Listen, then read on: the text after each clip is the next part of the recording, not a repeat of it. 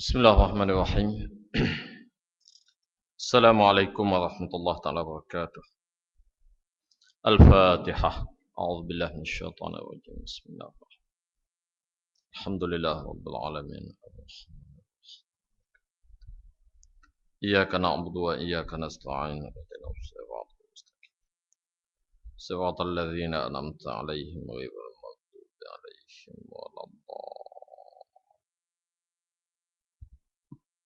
Alhamdulillah rabbil alamin wassalatu wassalamu ala asyrafil anbiya'i wal mursalin sayyidina wa maulana Muhammad wa ala alihi wa sahbihi ajma'in.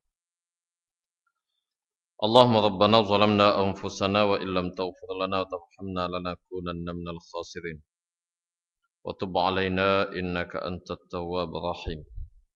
Subhanaka la 'ilma lana illa ma 'allamtana innaka antal alimul hakim. ولا حول ولا قوة إلا بالله العلي العظيم أما بعد. Jadi muliakan Imam Surah Al-Ukhwah, ngurusi dan juga aliyatan kuasa surah muslim muslimat yang dirahmati Allah Subhanahu wa taala. Baik, malam ini kita sambung lagi perbincangan kita berkenaan dengan zakat. Dan baru ni kita baca berkenaan dengan zakat pada binatang ternakan. Kemudian masuk kepada zakat tanaman ataupun buah-buahan. Baik, kemudian malam ni kita tengok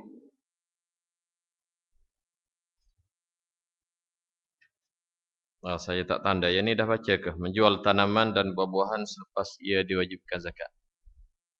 Sekarang apa? Yang 4 haul dan nisab perniagaan. Okey, malam ni kita tengok selepas daripada tanaman, kita pergi kepada zakat perniagaan.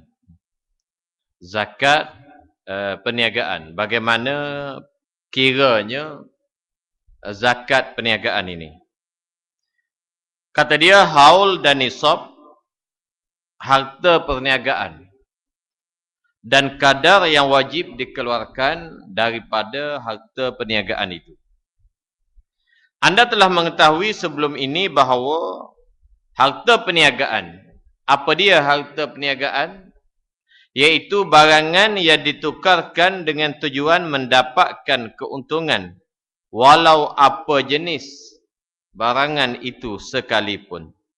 Inilah yang dinamakan barang-barang perniagaan.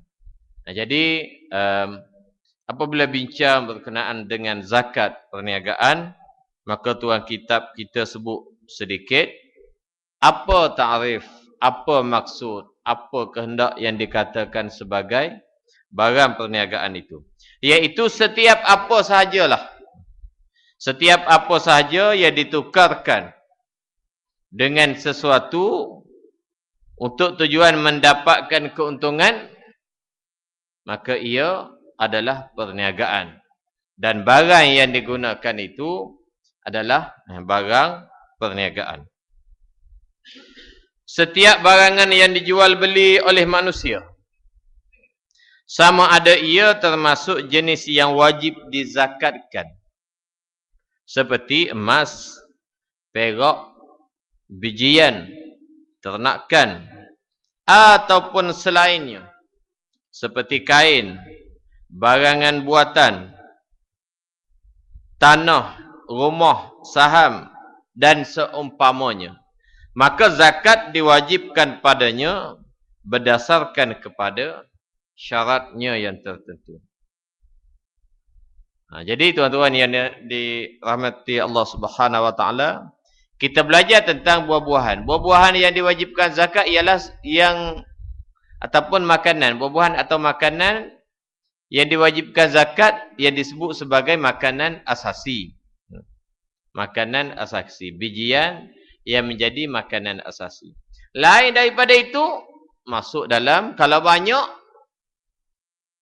kita buat perniagaan, maka zakatnya masuk dalam barang-barang perniagaan.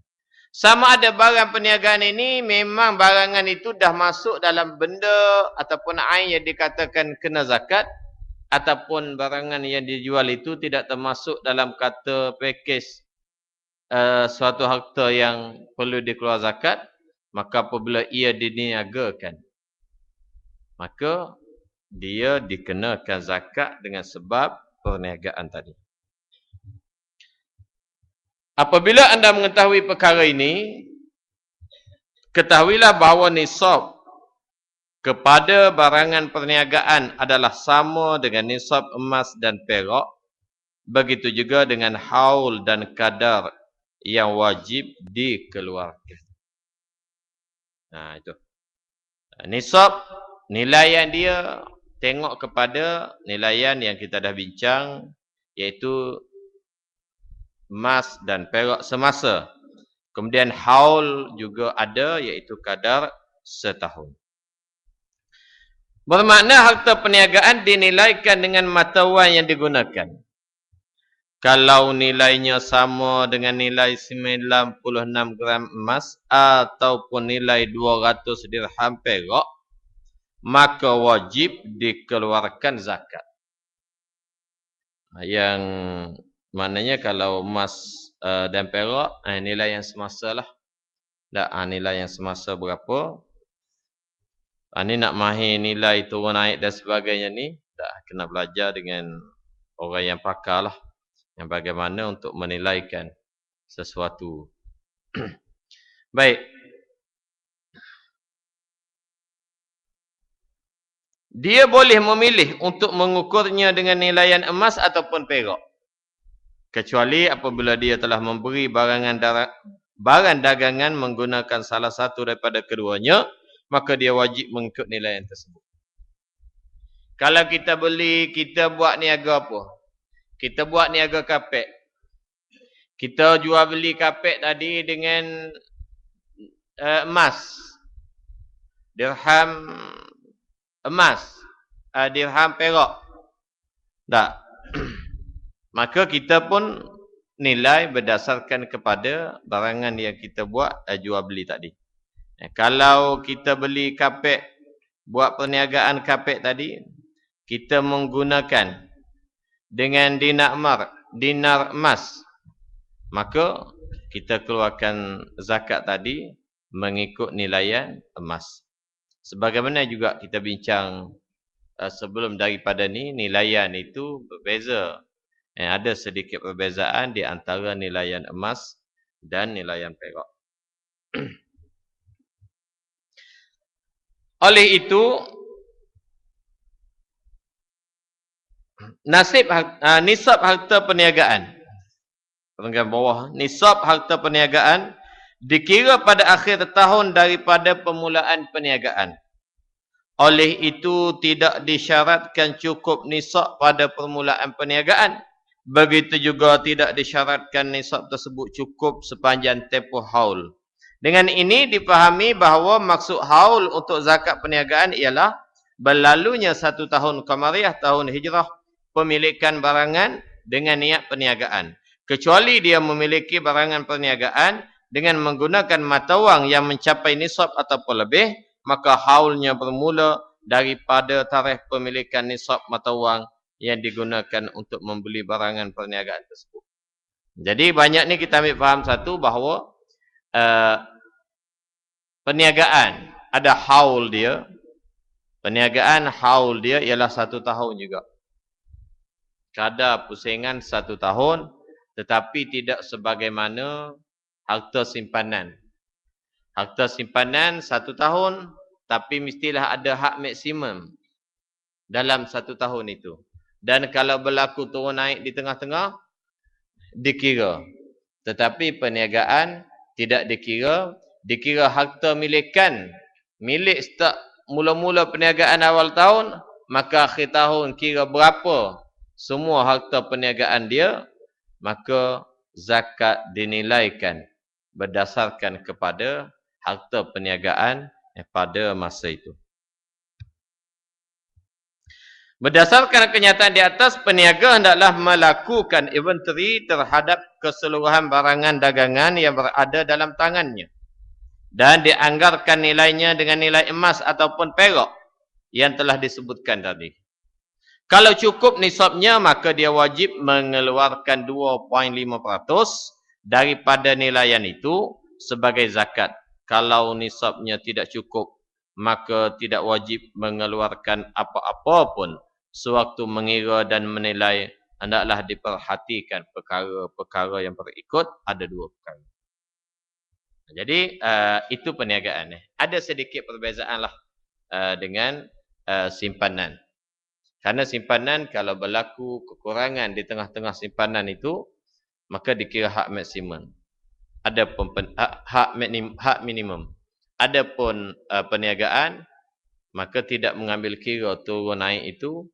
Sebaliknya, dikira di akhir nanti berapa harta dia, berapa harta perniagaan dia, dan dinilaikan dan dikeluarkan zakat dengan kadar yang itu.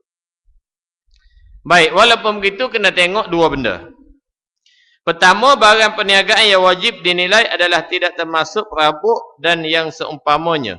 Begitu juga peralatan yang terdapat di kedai yang digunakan untuk membantu perniagaan yang tidak diniatkan untuk dijual. Ia tidak diwajibkan zakat walau apapun nilainya. Tak, di kedai, kita kata kedai supermarket pasar raya yang besar-besar, kan? Dia ada macam-macam alat dia. Ada troli lah, ada mesin untuk timbangan yang sangat berat. Ada pula mesin untuk pembalut auto. Ada pula apa-apa lagi, macam-macam lagi lah. Benda-benda tadi tidak dijual, tetapi sebagai alat untuk memudahkan urusan perniagaan jual beli tadi. Maka yang tidak dijual tadi tidak dikira sebagai aset perniagaan ataupun tidak dikira sebagai harta perniagaan untuk dikeluarkan zakat. Apa yang dikira ialah yang memang dia niat nak jual je. Iaitu barang-barang lah. Barang-barang. Kalau kedai perabot, maka perabot tu lah. Ada pun yang tempat susunan dia. Kalau kita kata kedai alat tulis, maka alat tulis tu lah nilaiannya. Ada pun rak buku yang diletak alat tulis dan bermacam-macam bakul dan sebagainya tu, maka tidak dikira. Itu satu. Yang kedua, termasuk harta yang wajib dinilaikan ialah semua modal dan keuntungan. Dua-dua sekali. Berapa semua sekali. Keduanya dicampur dan zakat dikeluarkan berdasarkan jumlah itu. Kalau dia memulakan perniagaan dengan modal 1,000 sahaja, contohnya 1,000 lira syariah dan pada akhir tahun ia mencapai keuntungan 5,000. Maka zakat diwajibkan berdasarkan keseluruhan jumlah itu. Campur modal dengan untung 6,000, maka zakat dikira 2.5 daripada 6,000 itu. Baik, ini cara pengeraan yang mudah yang ditunjukkan kepada kita. Apa yang diwajibkan? Kita telah mengetahui bahawa apabila berlalunya haul perniagaan, maka hendaklah dinilai dengan mata wang yang digunakan di negeri itu. Kalau ia mencapai nisab emas atau perak, wajib ke atasnya zakat dengan nisab 2.5%. Nilaian ini sama 2.5. Kecuali pada masalah rikaz. Pada masalah rikaz, harta galian, maka tak sama. Baik.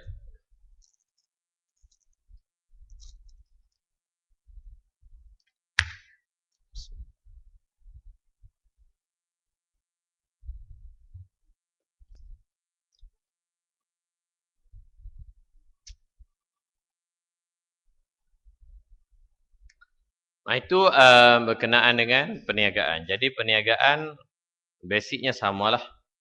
Ada nisab dia dengan kadar emas dan perak semasa. Ada haul dia setahun. Tetapi haul itu tidak mengambil kira turun naik di tengah-tengahnya, tidak sebagaimana harta perniagaan yang mengambil kira turun naik di tengah-tengah tahun itu.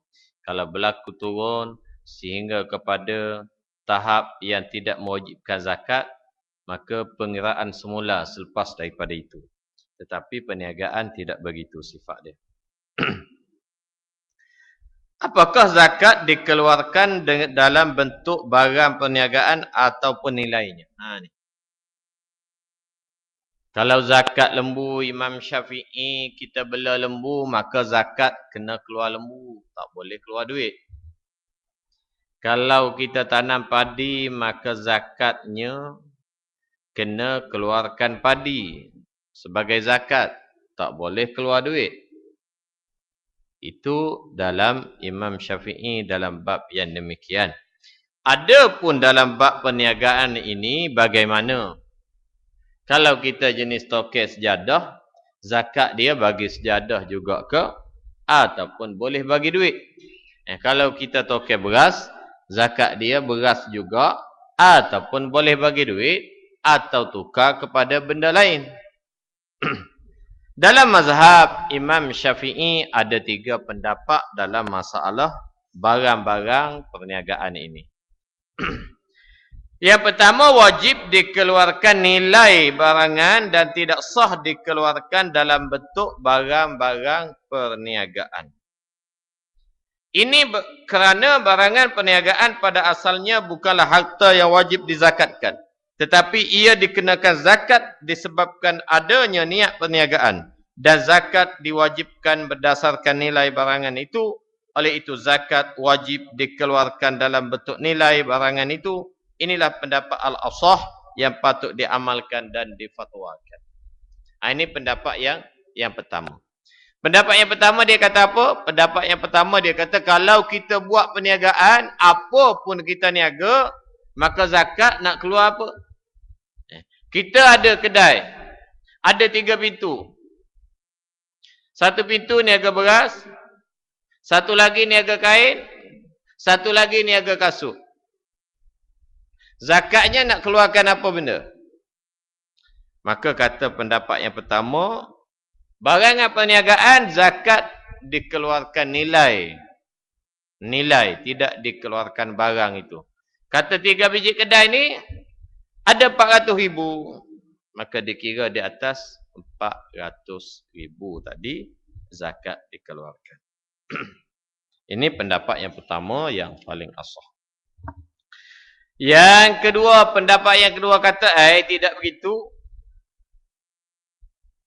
Kata pendapat kedua. Betulkah pendapat pertama tadi? Ada pendapat kedua ni? Betul juga. Tak? Pendapat ulama ni betul juga. Wajib dikeluarkan dalam bentuk barang perniagaan itu.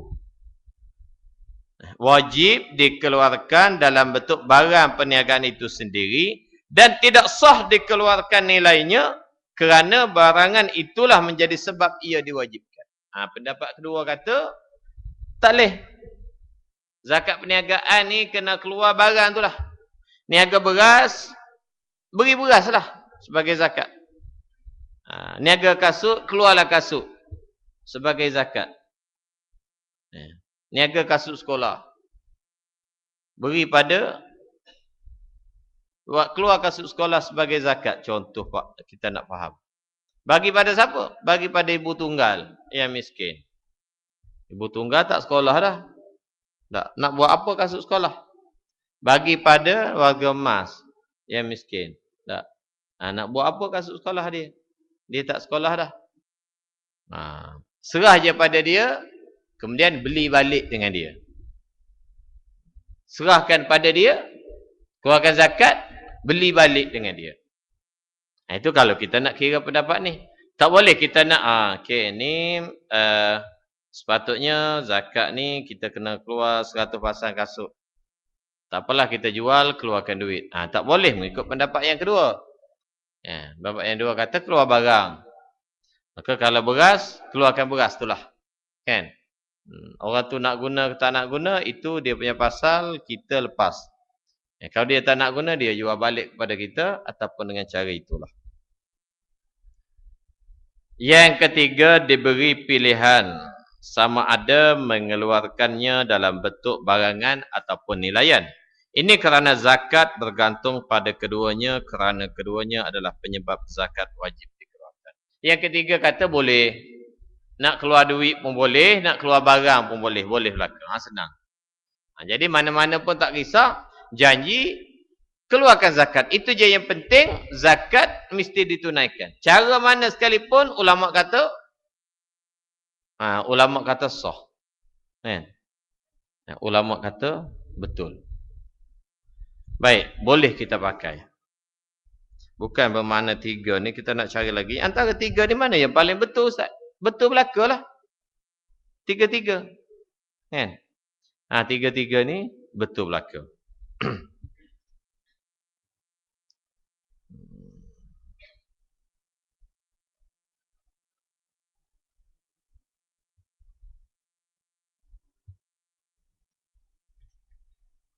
Baik.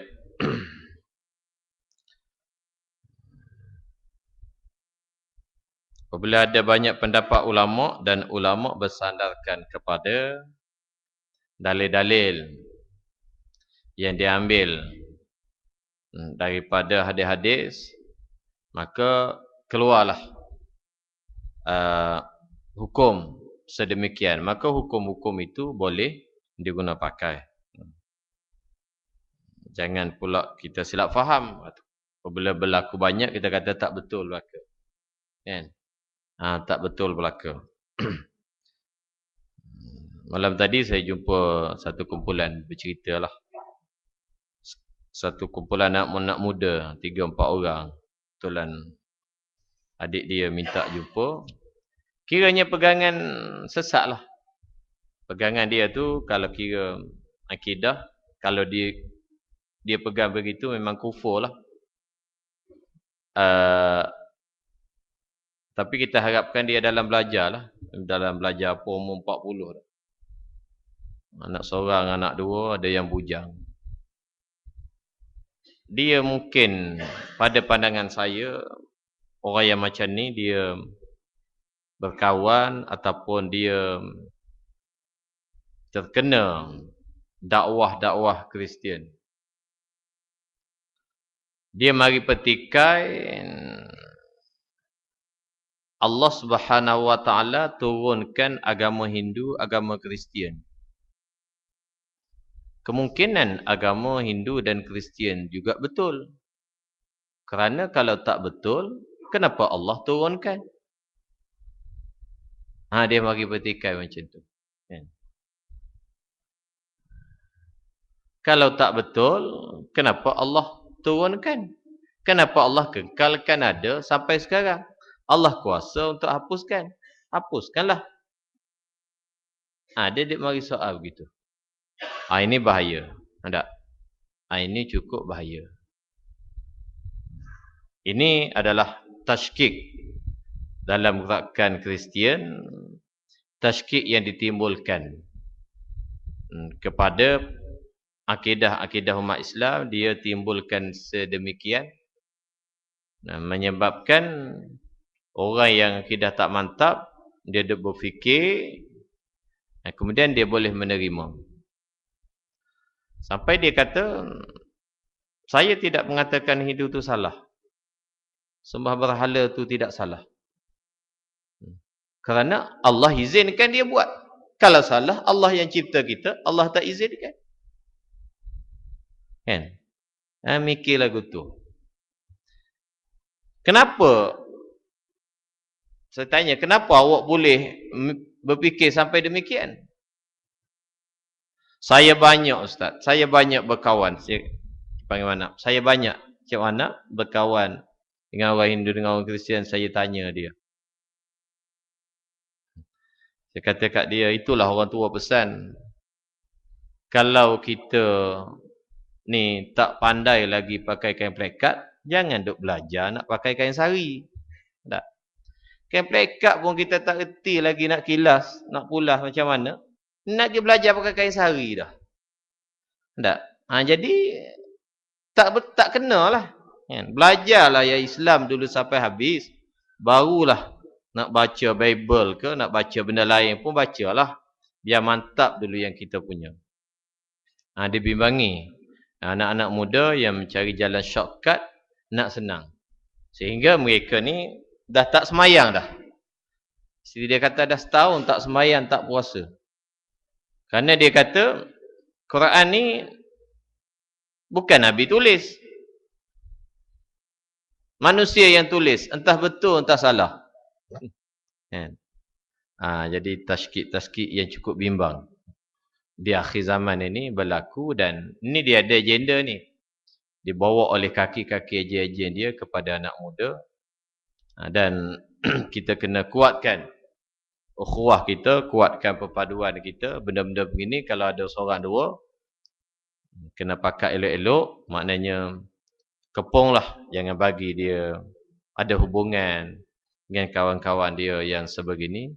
Supaya pandangan dia, andaian dia yang sebegitu lama-lama berkurangan. Cukup takut.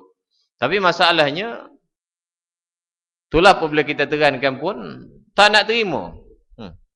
Dia kata itu pandangan tuan, pandangan Cik Manap, pandangan saya lain. Kan? Degil.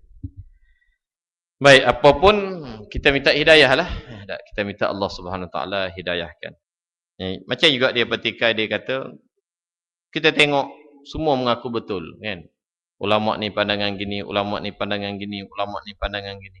Semua kata betul. Yang betulnya satu, mana satu yang betul? Ni apabila jahil, dia tu sendiri tak faham, timbul soalan, lagi tak faham. Dia tu sendiri tak faham, menimbulkan soalan, soalannya dia pun tak faham juga. Jadi tuan-tuan yang dirahmati Allah SWT, jadi asasnya ialah kita kena cari ilmu. Keadaannya sebelum kalaulah kita rasa ada lagi benda yang paling baik ni. Kan? Kita rasa ada lagi benda yang paling baik ni. Selain daripada Islam. Kalau rasa begitu, sebelum daripada jumpa yang paling baik tu, pegang dulu Islam ni. Tak? Macam kita kata, kita nak makan mi tom yum. Nak masak mi tom yum. Nak makan sangat mi tom yum. Nak belajar masak mi tom yum. Sebelum kamu pandai masak mi tom yum ni, pergi belilah kat kedai dulu, makan hak siap dah.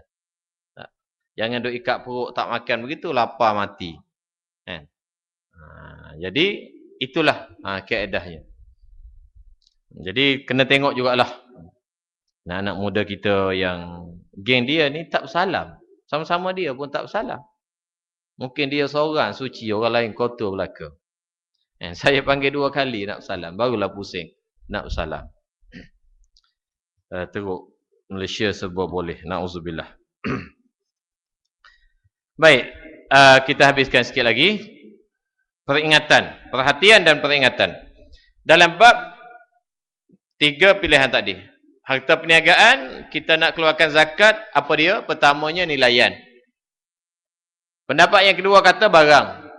Pendapat yang ketiga kata ikutlah. Barang pun boleh, nilaian pun boleh, asalkan keluarkan je. Perhatian dan peringatan kata dia, dengan ini perlu diingat bahawa apabila kita mengatakan boleh mengeluarkan zakat perniagaan dalam bentuk barangan, mana kita ambil pendapat yang kedua? Nak keluar zakat perniagaan, nak keluar ain barang yang kita jual tu. Baik, maka wajib dikeluarkan 2.5% daripada setiap jenis barang yang dimilikinya. Dan tidak sah dikeluarkan barang lain yang sama nilainya dengan barang yang sepatutnya dikeluarkan sebagai ganti kepada barang itu. Begitu juga zakat wajib dikeluarkan daripada setiap jenis barang perniagaan daripada jenis pertengahan sederhana. Tidak sah dikeluarkan barangan yang kurang nilaiannya, ada kecacatan, rosak yang sudah tidak laku dan seumpama. Jadi kalau kita pegang kepada pendapat yang kedua ni, yang kata kalau zakat perniagaan mesti keluar ain barang tu sendiri, susah sedikit dari segi teknikal nak keluar tadi. Kita ada 3 biji kedai. Kedai beras, kedai kain, kedai kasut. Kedai beras, kedai kain, kedai kasut. Ada 3 pintu. Nilaian kita kata, tak. Nilaian 400,000. Nilaian 400,000. Maka kita nilai, kalau 2.5% daripada 400,000 tu, jadi berapa? Tak. Jadi nilaian itu, kalau nilai tak ada masalah, keluarkan satu jumlah lasam itu. Tapi kalau kata barang, maka kita kena keluarkan ikut satu-satulah. Beras berapa banyak ada, maka berapa beg beras kena keluar. Kain berapa banyak ada, maka berapa meter kain kena keluar. Ikut jenis dia pula. Kain cantik, kain tak cantik dan sebagainya. Kalau berdasarkan kepada pendapat yang kedua. Boleh buat, sah buat begitu pun. Susah kita nak kira. Apa pun yang penting ialah kita keluarkan saja dan kita ambillah jalan yang mudah. Baik. Yang kelima. Nisab galian dan rikaz dan apa yang wajib pada keduanya. Yang ni ada perbincangan dia yang lain lagi. Nanti saya akan baca untuk akan datang. Yang ni kita baca dulu sepitah lalu. Nisab galian dan rikaz dan apa yang wajib pada keduanya. Anda telah mengetahui makna galian dan rikaz dan kami tidak akan mengulanginya di sini. Tarif dia dah sebut. Yang penting dalam perbincangan ini ialah untuk mengetahui nisab yang wajib bagi kedua jenis ini dan kadar yang wajib dikeluarkan. Baik. Nisab sama dengan nisab galian. Galian nisabnya sama dengan nisab emas dan perak. Tetapi tidak disyaratkan haul, bahkan zakat wajib dikeluarkan segera selepas diperolehi. Dengan itu apabila seseorang menggali galian emas atau perak dan apa yang diperolehinya cukup nisabnya, maka dia wajib mengeluarkan zakat pada waktu itu juga dengan kadar 2.5% daripada jumlah keseluruhannya. Tak. Galian, jumpa apa-apa yang disifatkan sebagai galian, nanti kita buka satu lagi perbincangan. Apakah yang disifatkan sebagai galian dan apakah yang disifatkan sebagai rikaz ini? Itulah kadar dia. Galian 2.5, manakala rikaz 20%. Rikaz nisab sama dengan nisab emas dan perak dan tidak disyaratkan padanya berlalunya haul, bahkan ia wajib dikeluarkan segera selepas ia diperolehi, sama dengan galian juga. Kadarnya ialah 1/5 daripada jumlah kesemuanya. Sebagaimana hadis, wa fil rikazi al-khumus. Dan pada rikaz itu 1/5. Pada rikaz itu 1/5. Baik. Rikaz galian yang dijumpai yang berupa barangan lama ataupun kita kata harta karun di antaranya. Termasuk dalam rikaz. Dan ulama kata seumpama hasil minyak. Tak? Seumpama hasil minyak tadi. Sebab itulah hasil minyak Tuan Haji Adi sebut hasil minyak ni mengikut syaraknya, mengikut Islamnya, kadar dia 1/5 kena beri. Bukan 5%. Royalti minyak ni kena beri 20%. 20%. Kerana hadis wa fil rikazi al-khumus. Dan pada rikaz itu 1/5. Ia berbeza dengan jenis zakat yang lain kerana jalan memperolehinya adalah tanpa bantuan ataupun perbelanjaan yang besar. Oleh itu hak golongan fakir padanya lebih banyak. Tidak disyaratkan haul pada galian dan rikaz kerana keduanya dikeluarkan daripada perut bumi dan ia serupa dengan tanaman. Jadi diambil zakatnya sebagaimana diambil zakat tanaman, iaitu sewaktu pengutipan hasilnya selepas ia dibersihkan dan diproses daripada kotor yang bercampur dengannya. Maka tanaman, galian dan juga tanaman dan galian ataupun rikaz. Tanaman apabila masak tak perlu tunggu setahun. Dapat hasil, pungut, tak perlu simpan sampai setahun baru keluar zakat. Dapat hasil, pungut, maka pada ketika itulah dikira dan keluar zakat. Begitu juga galian dari kas, apabila kita jumpa, dikeluarkan dan dapat dah hasilannya itu, maka disitulah dikeluarkan zakat dan tidak perlu menunggu kepada haul yang lain, seumpama barangan lain ataupun jenis-jenis yang lain yang memerlukan kepada haulnya 1 tahun. Baik.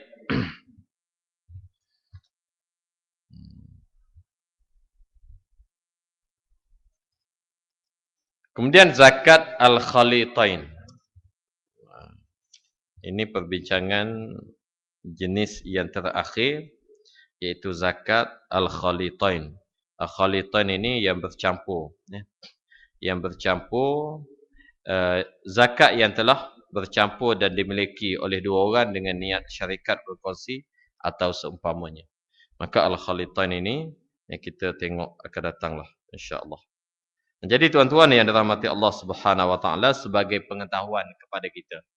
Dan kemungkinan kita terlibat ataupun tidak, ataupun saudara mara kita terlibat ataupun tidak. Yang penting ialah mana-mana yang simpan duit melebihi nisab dia, keluarkanlah zakat. Cara mana sekalipun, keluarkan zakat. Kemudian kalau membela sampai kadar nisab dia, wajib keluarkan zakat. Menternak binatang ternakan. Kemudian yang bercucuk tanam, yang asasi. Bercucuk tanam, yang asasi. Orang di kampung, yang tanah satu kampung tu dia semua buat, orang lain malas belaka. Ada? Maka dia usahakan secara komersial, maka dia dapat dalam jumlah yang banyak melebihi nisab, maka keluarkanlah zakat. Kemudian harta perniagaan, cukup nisabnya, wajib keluarkan zakat dengan apa jalan sekalipun. Jangan kita bimbang, takut rugi, kerana makna zakat awal-awal lagi kita baca az-zakat an-numu. Az-zakat an-numu. Zakat itu maknanya pertambahan. Keluar RM10, Allah tambahkan RM100. Keluar RM100, Allah gandakan untung jadi RM1000. Kerana zakat an-numu. Dari mana nak dapat untung ni ustaz dah keluar? Pandailah tu. Allah Subhanahu wa taala janjikan begitu, yang kita yakin dan kita lakukan. Nah, yang penting ialah keluarkan zakat. Dan kalau kita tak ajar, sayang juga nak keluar ni. Ada? Sayang juga. Saya ada kawan seorang, muda lagi bujang. Tapi dia ni jenis simpan duit. Jenis simpan duit. Banyak tu ustaz kena keluar zakat tu. Dia kena keluar zakat simpanan dia. Tu tak banyak pun. Dalam 1000 lebih dia kena keluar lah. Dia kata, banyak tu ustaz kena keluar tu. Kira tak keluar. Dia rasa banyak. Kalau rasa banyak, dia tak keluar. Kita jangan rasa banyak. Sebab banyak pun bukan hak kita pada masa itu. Ianya hak Allah Subhanahu wa taala. Maka wajib dikeluarkan. Sebab itulah saya ingat pada pesanan arwah Cikgu Radhi, pak saya.